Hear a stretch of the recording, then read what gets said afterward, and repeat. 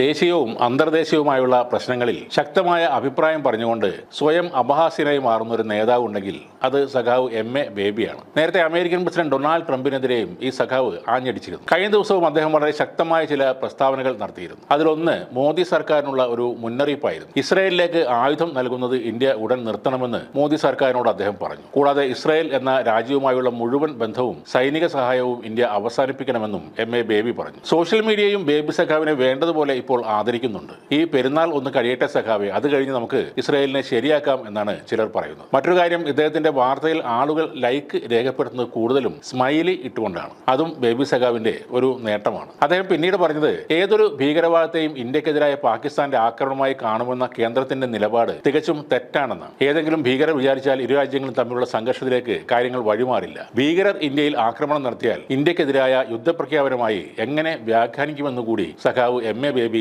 ചോദിക്കുന്നുണ്ട്.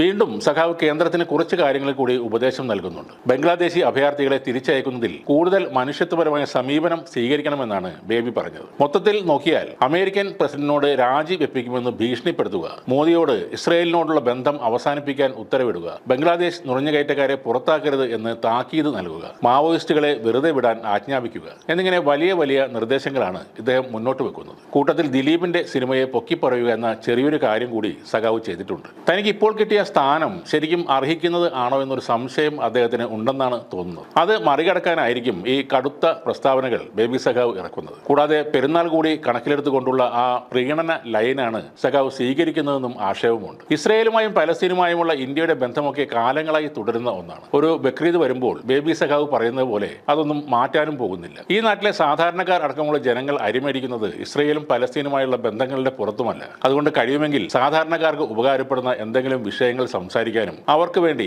എന്തെങ്കിലും നേടിയെടുക്കാനുമാണ് സഖാവ് ബേബി ശ്രദ്ധിക്കേണ്ടത്. ഒരാൾക്കും ഗുണമില്ലാത്ത ആളുകളെ ചിരിപ്പിക്കുന്ന ഇത്തരം ടോപ്പിക്കുമായി വന്ന് ഇനിയും നാണം കെടാതെ ഇരിക്കാൻ സഖാവ് ശ്രമിക്കുക.